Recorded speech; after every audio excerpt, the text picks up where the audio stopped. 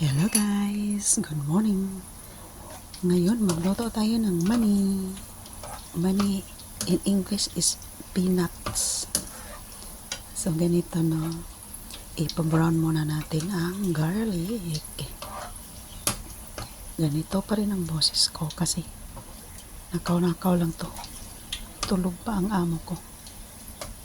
So pag mag-brown na yan, alisin natin yan. Sumpong lang ako magluto ng peanuts. Kakainin lang. Oh, medyo brown na siya. Kainin na natin. Ayan, brown na siya. So, alisin na natin dito. Kunting mantika lang. Kasi hindi naman to negosyo. Kain-kain lang po. So, ganito siya. So, ilagay na natin ang mani. Ayan. Supposed to be magluto ng mani.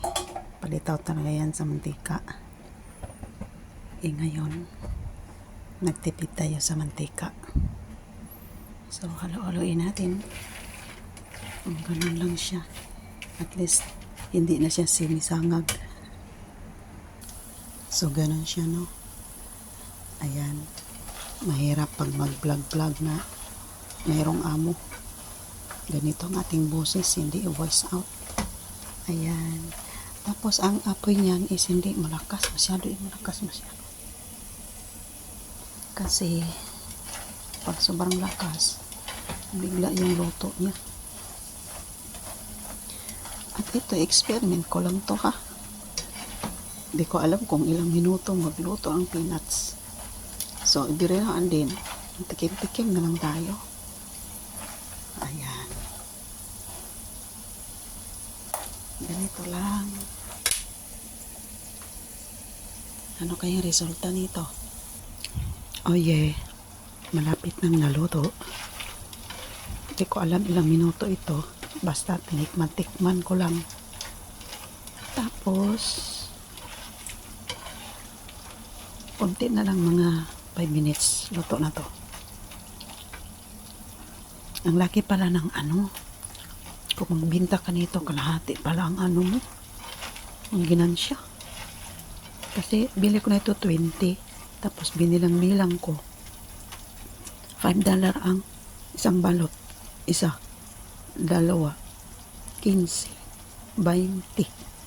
So, kalahati pala.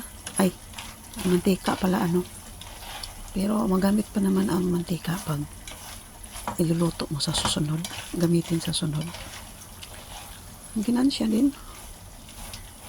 Ganun lang, no? Kung nasa Pinas tayo, magsipag lang. Pwede na tayo magbinta pala. Pag magpurgod ako, magbinta ako ng peanut. Ang problema, wala nang kakain. Walang pambili. Ang mahal ng bilhin sa atin. $5 dito. So, tag 30 na sa atin. 35. So, sino bibili ng 35 ang balot? So, tama na yan. I-off na natin ang fire.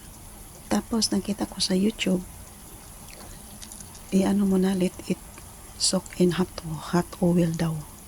Mga ilang minuto. I-off na natin ang apoy. So, hainin na natin.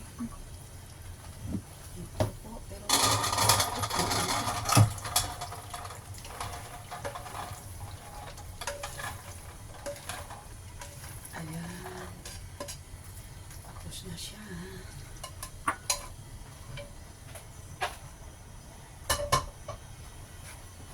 Oh yeah. Tapos na. Tapos mayroon man akong first trial na niluto. Sangag-sangag lang man yun. So, gamitin natin ang mantika.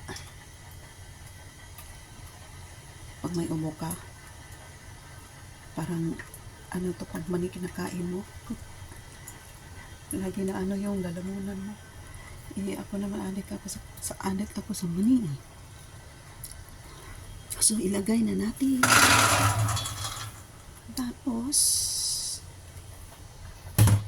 itong garlic na fry natin kanina, lagay natin dito. Gusto ko rin ang garlic kainin pag ganito. Tapos, lagyan na natin ng asin.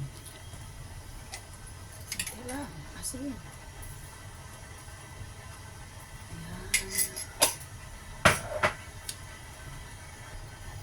So, ganun, halo-halo natin.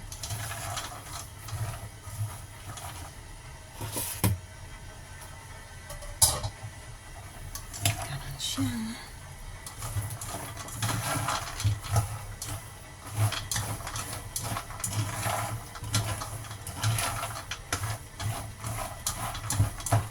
Pero pagkatapos nito, i-strain ko pa din to para sigurado na wala na talaga mantika masyado. Baka magmamantika ito ilagay sa plastic.